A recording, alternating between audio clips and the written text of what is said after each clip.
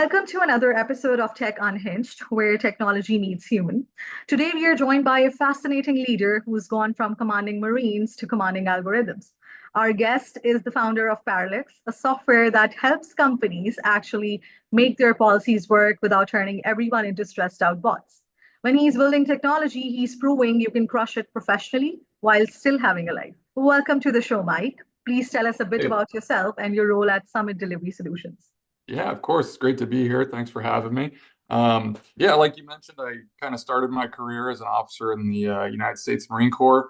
That's really where I kind of learned a lot about leadership and how to lead and motivate people. Um, Left the Marine Corps after 5 years. Spent some time just kind of floating around, trying to figure out entrepreneurship. Tried starting a few different little businesses and side hustles. Um, and what eventually stuck was starting a delivery company. We do delivery for Amazon, and over the last 4 years, we've scaled from, when we started, we had 4 employees, and then we've scaled all the way up to over 130 employees now. So it's been a busy 4 years. It's been a wild ride. And 2 years ago, well, I guess it was 3 years ago now, I came up with the idea for what turned into Parallax, and that really came from seeing that a need for increased fairness in the workplace. So, through the help of Code District and a few mentors and things, was able to create this software that now I've, it started as a software that I needed for my delivery company, and now, it created I saw the need that a lot of companies could benefit from it. So, bringing it to market and hoping to get it in front of people to add value to their companies. Well, Mike, the delivery and transportation industry is rapidly evolving with new technologies like automation and SaaS solutions. From your experience, what are the most pressing operational challenges companies in this space are trying to overcome? Yeah, there's definitely a lot. For me, so my kind of niche within delivery is last mile delivery, which is actually the most expensive part of the entire supply chain. Last mile delivery accounts to about 50% of the total cost of the entire supply chain. So it's a difficult leg of the supply chain to make efficient. And the kind of the major issues that I run into often are kind of labor force retention, fleet maintenance, and as I mentioned, just the overall efficiency of the operation. Um, as far as labor retention, it's kind of unfortunate that the delivery industry kind of has a stigma to it. I think there's a lot of people don't see it as a very kind of glamorous or prestigious role, which is unfortunate. I think it's a very noble profession. Um, and I think it's also an industry that's kind of full of poor management practices, specifically last mile delivery. And that turns a lot of people away, and it makes retention very difficult. There's a lot of turnover in the industry. So that's certainly one. As far as maintenance and maintaining a fleet, I have a fleet of about 60 vehicles, and they are constantly going, going down. Just and it's difficult. It can be difficult to predict, even when we always stay on top of our preventive maintenance and everything. But there's so many things that can go wrong with these vehicles. They're on the road literally every day, sometimes twice a day. So a lot there, a lot to keep up. And then, yeah, the overall efficiency of the organization, in terms of just making sure there's a lot of headaches that come with last mile delivery. Just managing customer expectations. It's become an expectation now that you can get, your product sometimes same day. You can order it on and get it delivered the same day. That can be difficult to work with customers and understanding that not all things can come the same day or even next day. Routing is always a challenge. So yeah, that's kind of just the I would say the big three that I see the most.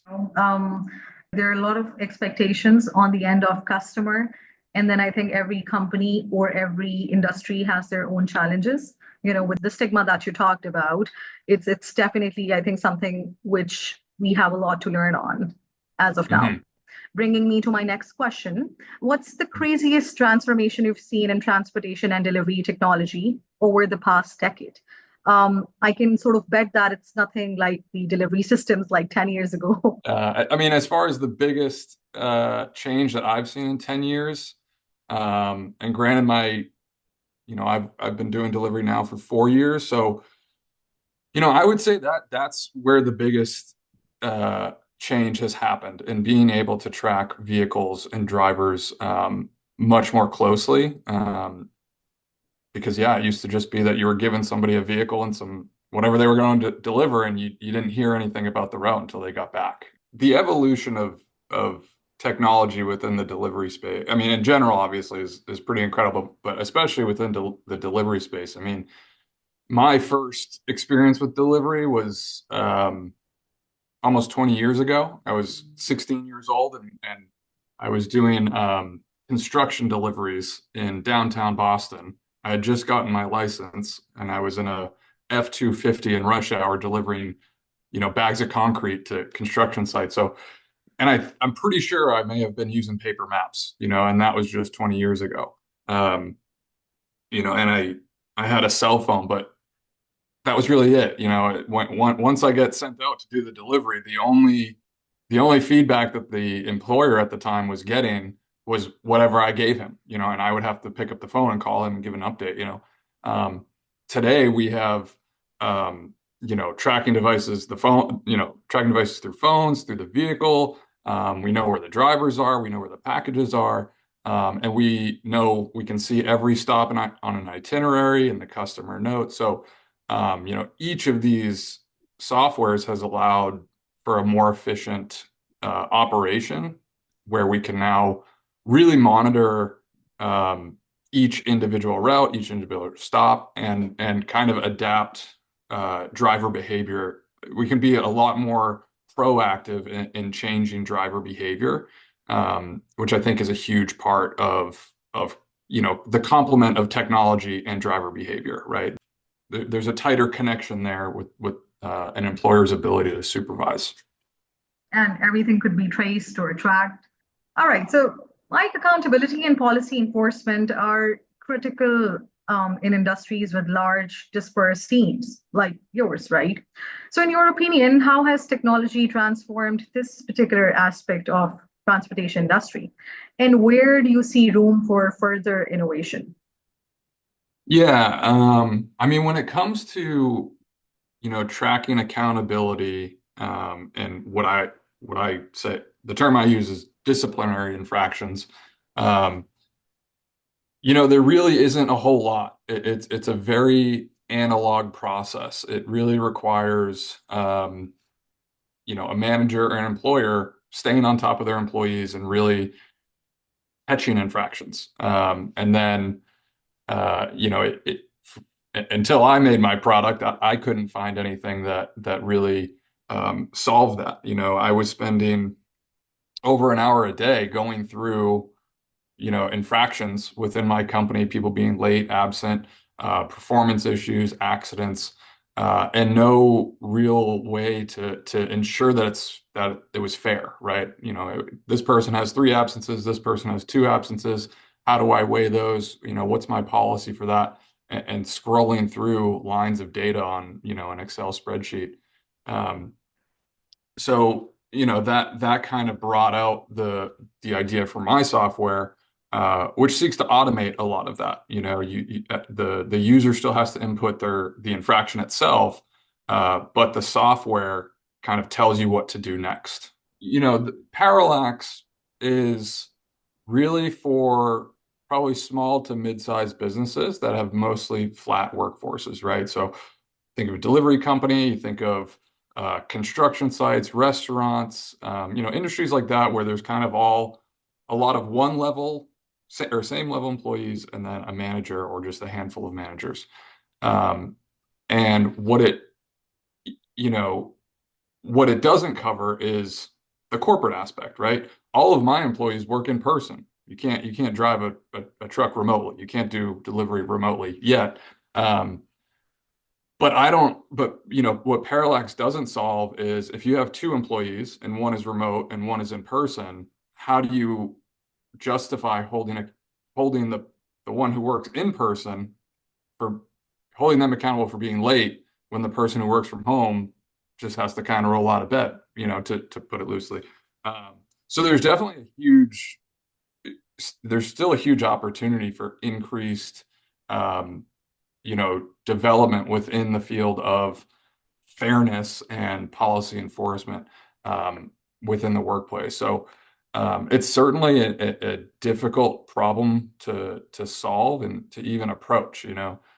For me, I looked at the quantitative aspect, right? I can count how many absences someone has, how many tardies, um, and I have the benefit of everybody being in person. It definitely gets much more difficult, much more complex when you start having different levels of employees with different roles and responsibilities. But that would be really the next step at looking at how do you have a system that has, because you're going to have different policies based off of position. So how do you break that out? How do you hold people accountable accordingly? Um, it's a big problem. Most people, if you ask them about their workplace, they're going to have a story of how they themselves were either treated unfairly or how they saw someone treated unfairly, according to what they think. So it's a big kind of nebulous problem and definitely difficult to solve, but there's plenty of opportunity there. Well, Mike, we generally do see that, employees typically they hate the rules, right? Mhm. So how does your, automated approach make policy compliance feel less like a punishment and more like a helpful guide for them, something that they would willingly want to do or adhere to rather than, Mhm. feel like it's just thrown on them? Yeah, I think the first step is making sure people know the rules, right? And that you're never going to work anywhere where there aren't rules, right? So you have to be transparent with these are the rules and here's why they are the rules, right? So that people can understand that. Um, for me, my personal experience is that the why kind of comes later, because my operation is nearly 24/7. So I don't really have time to explain the why behind every rule. And oftentimes I don't even have time to explain all the rules. I teach to the job and just do it that way. And you'll kind of learn and then don't deviate from that and you'll be safe. You'll do everything right. And then you can kind of learn the rules and the why behind them over time. So that I think that is huge. When you try and hold somebody accountable to a rule that they didn't even know existed, they're immediately going to feel like they're being treated unfairly, right? And they are. That's not really a fair thing to do. Um, so you have to be transparent with your rules and just start off on that on the right foot of trust of what I tell all my new hires is like, hey, it is what it is. This is the job that you signed up for. There are rules and regulations that govern how we do this job. That's just, everybody's got to follow some rules. These are the ones that you guys got to follow.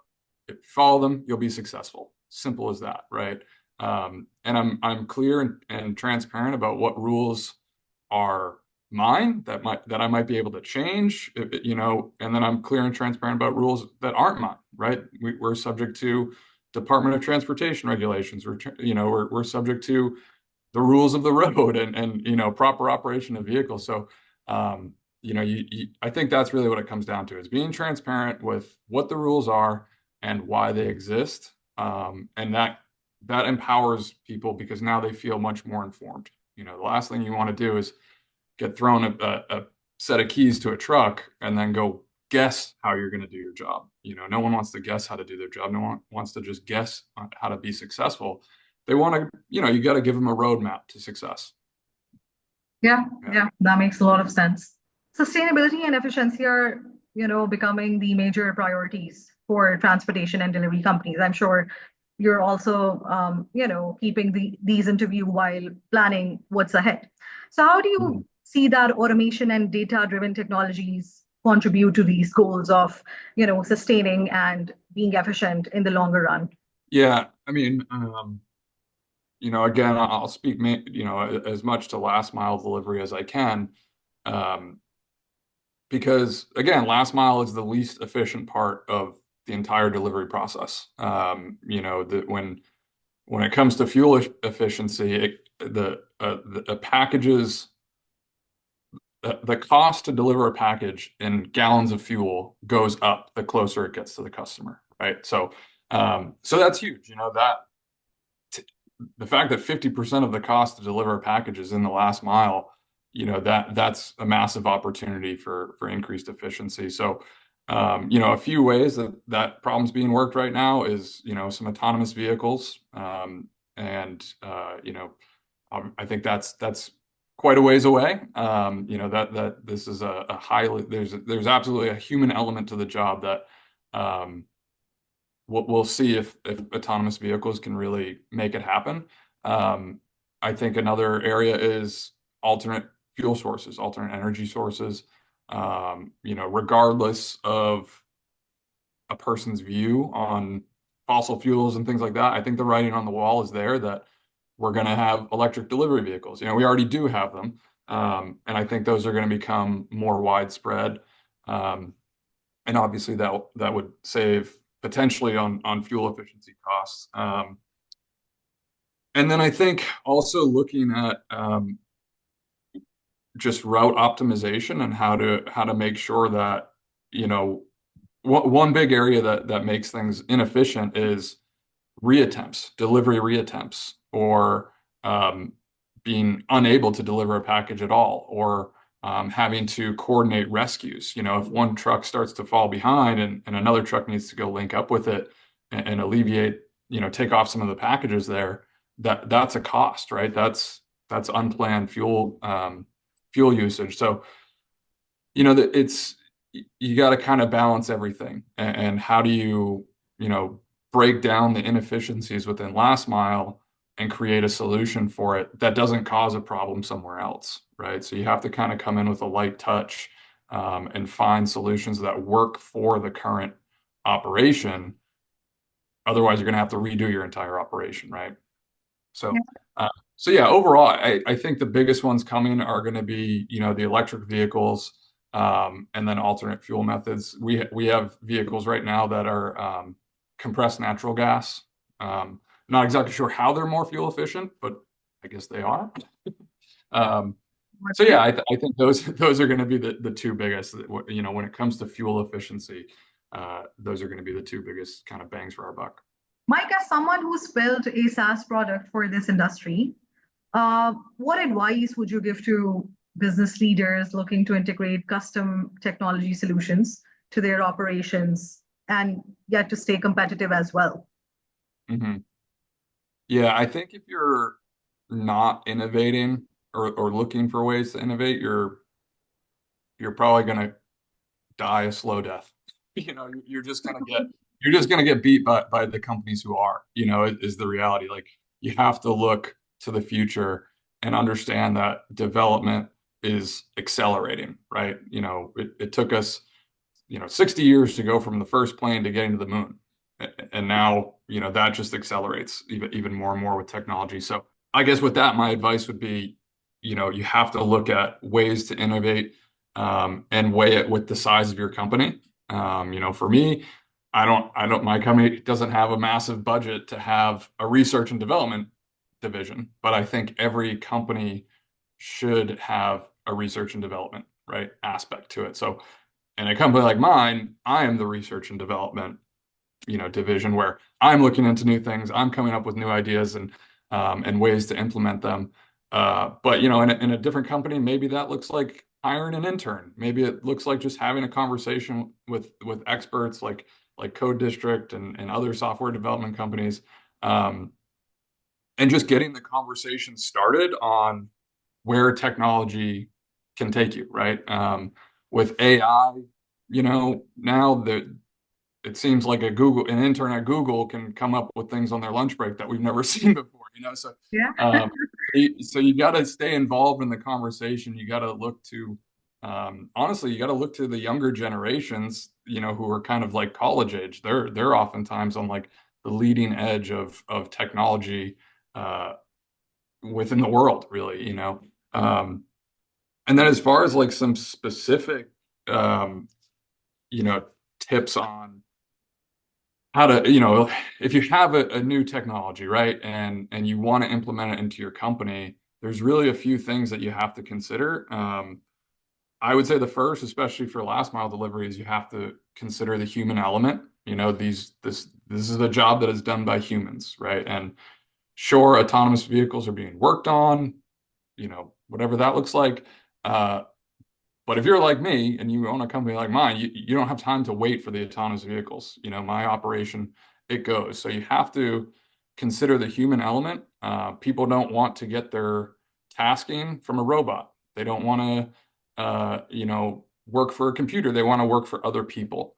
So that's important. You can't over rely on your technology to get the job done, right? It has to complement your current operation, and it has to work within your culture and the environment that you've created in your company. For us, for my company, I have about 7 managers. If I came in with some technology that completely changed the way that we're doing something, that's going to be a much bigger implementation phase and it could entirely change the way the company looks, right? If you try and tell a carpenter to use a welding tool, it's just not going to work, right? Like, Yeah. and so you have to be considerate of that. You have to understand that people are used to working a certain way, and when you bring in a new tool for them to use, there's going to be a period where they need to adapt. I think as a leader, you do have to probably force it on people because people are normally resistant to change. So you have to force it on them to a degree. But if you find yourself, months down the road still forcing it on people, I think that's indicative of a misalignment between your culture and the tool that you've created. And that's really something to consider as well. Um, and I think also you have to be very open to feedback.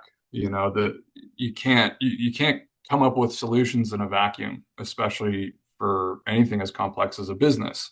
Um, Changing one thing in one part of your company might affect everything else. It might affect one other thing. So that implementation has to be very calculated and very methodical, so that you're seeing the changes that result as you implement this new technology. Um, and yeah, I mean, I guess if you're looking for a place to start, I would always start with what's quantitative, right? Um, I think that, that's how data works, is off quantities and numbers. So, again, with parallax, you can count how many times someone is absent. You can count how many times they're late and by how many minutes. So that's kind of a good place to start to create a foundation to handle the quantitative aspect. Getting into the qualitative aspect is kind of a different beast, right? How do you systemize and create a software around a qualitative aspect is a much harder target to hit. So, Mike, where do you think AI is ultimately going to take us? Or probably, small to medium level organization like yours? Is it that we get onto the bandwagon or adapt slowly, just like you referred earlier? Or how do you really, see it working out? Yeah, it's a tough thing to try and predict, right? We really have not seen anything like AI. It's one of those pivot points in human history of where is this going to take us, um, and globally things are just happening very quickly. So, I think it's going to make probably kind of lower level software development maybe a little bit easier. It's not all easy with AI. There's environmental factors to consider as well.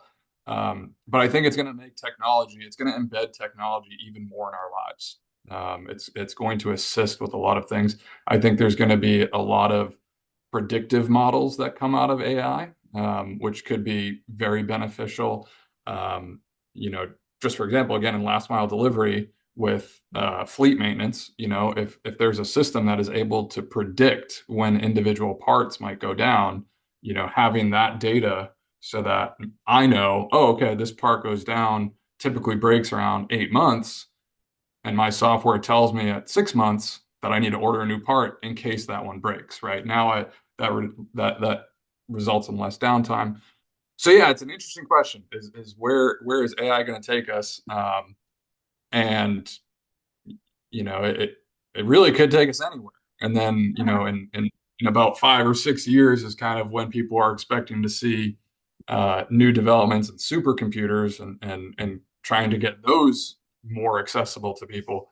That has the ability to change everything too. So it's a very difficult thing to predict. I think I would I would probably encourage people to, or fellow bit. I guess I'll speak for myself. I won't give any advice on it. I think for me, I would be apprehensive to build anything or rely on anything that is AI as of right now, just because it's new. It's my operation is still so human driven that AI could kind of lack that human element. So I think you just have to be careful of what you're using AI for, and its pros and cons. But with that said, you also always have to have your finger on the pulse for when AI, when you get the confidence in AI, and AI products, and knowing when they can, benefit your company, right? Um, just as an example of that, I was using, just a couple of years ago, I was using a handwritten calendar, and then I moved to an electronic calendar, and now I have a AI assisted calendar app, right? Because it's kind of like, okay, is this thing going to get me in trouble? Probably not. It's gonna help me out. So yeah, I mean, you got to do your homework, and you got to know what you're getting into. You got to keep your finger on the pulse to know if it's going to be worth it to you. Yeah. But then, do you imagine yourself leading bots maybe 10 years from now, placing the deliveries for you? Kind of hope not.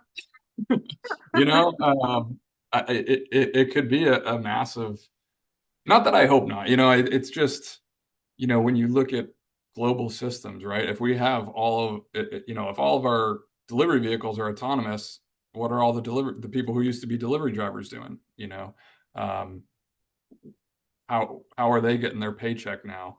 Um, are the roads safer with autonomous vehicles on there? With delivery drones, do I have to worry about delivery drones falling out of the sky? These are kind of the the kind of the communication that needs to happen in implementing these big softwares and new technologies. It has to, because it happens so quickly, the general population has to understand it, I think, a little bit better. So yeah, I kind of, I'm apprehensive to be excited about autonomous vehicles doing delivery for us. And there's an aspect to that of, if something breaks in one of my trucks right now, I sometimes I can get in there with a wrench or some type of basic tool and fix it. If my vehicle is just running off a stack of batteries, I'm not going to be able to fix it. I'm going to have to call someone to really get in there and do a bunch of stuff that I don't understand. So yeah, there's a very steep learning curve with it, for sure. Amazing. Well, Mike, I kept this question towards, the sort of the ending of our conversation, that, being in the Marines and then, all the way to being this Mike, leading his own SaaS-based product and being in the delivery and transformation industry himself. How did this happen? What brought you to the technology side of the world? Yeah, good question. Um, so my degree out of college uh, is in systems engineering. So I have familiarization with kind of how systems work, and how technology can absolutely benefit. And it just kind of seemed like a logical flow, like a logical, when I look back, it seemed like I kind of maybe was making decisions on what I was doing next just because it looked like fun. Um, but now that I look back, it seems like everything very logically flows. In that, Parallax is a software that complements the human element, which, from my experience in the Marine Corps, I'm very, very familiar with the human element. And that gave me a big leg up for when it came time to start my delivery company. And, you know, that experience in the Marine Corps has been instrumental in the success of my delivery company, especially in terms of our culture and our fairness within the company. That has been really key. And I think it's just having a a mindset of constant improvement and process improvement of, I found myself doing this task every day of comparing all these infractions and scrolling through and looking through how many times has this person been absent and this person and who's on probation, who's on suspension. I think I just got frustrated with it, and I kind of felt like there has to be a better solution, a better and more efficient way of doing it. Um, and from there, you just kind of follow the breadcrumbs. You do a little bit each day. Like I said, research and development. I didn't know a lot about this stuff. I still would say that I don't know much about software development. Um, but you just got to know the right questions to ask, and you have to look at how are you validating your assumptions? How are you questioning your assumptions? What experts are you talking about? How is the trust that you're building with your resources? Um, and you can go as slow or as fast as you want, um, depending on your timeline, your budget.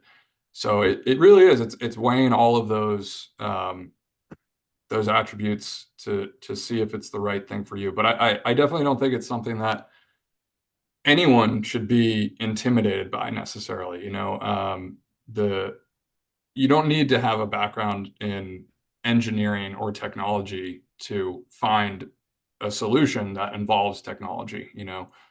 So I would encourage anyone, if they think they have a good idea, start the conversation and see if the idea that you're thinking of is something worth investing into. And there's plenty of resources out there, plenty of things to look at for self-study that are going to point you in the right direction. And yeah, there's definitely more efficient ways of going about it than I did. And I think I'm in a pretty good spot now. So mistakes happen, and you just kind of learn from them and keep moving. No, I just loved your honesty there. And I think that the listeners would also love that part. Being an advocate of work-life balance yourself, were you at some point in your life dealing with no balance at all, where it Mhm. was all work and no life? And then there was a point when you figured out how important it is to strike one? I don't think there's, I mean, maybe there is, but I've never heard of somebody starting a successful company without working really hard in the beginning, at least in the beginning. I've never, long days and long hours are part of life. I just think it's important that, um, as a leader, that I'm looking for ways to not make that perpetual, right?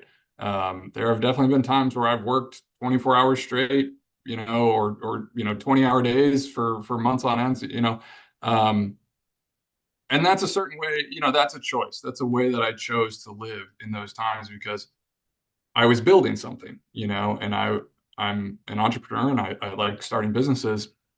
A lot of people don't want to do that, and I think as a leader, you have to be aware of that, and you have to be aware of the stress that you're putting on people by trying to encourage them to work more. I think most people want to come in, do a job, be treated fairly, be paid fairly, and then be able to go home and kind of be left alone, and just be free to do their stuff, and they should have enough time in the day to do that. Um, so aside from when I was in the Marine Corps, the times where I've worked really long, hard day, and the Marine Corps is kind of a different beast of its own. You got to work hard there. But those days, where I've worked long hours, for weeks or months on end, that's largely self-inflicted. That was my choice to do that. And I think if when it comes time to ask my employees to work longer hours or harder hours, it's important that I'm aware that I'm asking them to do that, and that I don't do it frequently, and that it's really only when we need to do it, and I explain to them why we need to do it. And once, these deliverables are met, everybody go home. I think that is a really big piece to um, cultivating an environment where people enjoy their jobs because of what it offers them, right?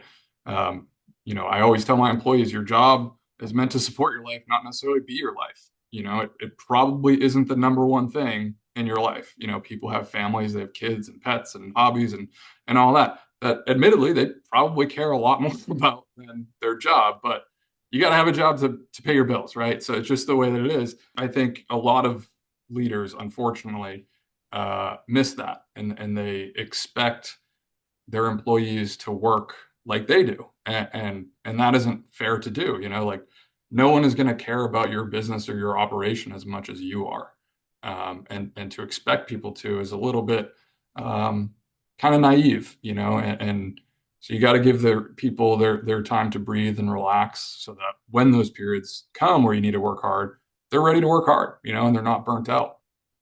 Um, and then there's certainly some businesses where that mentality is part of the business, where that hustle and long hours and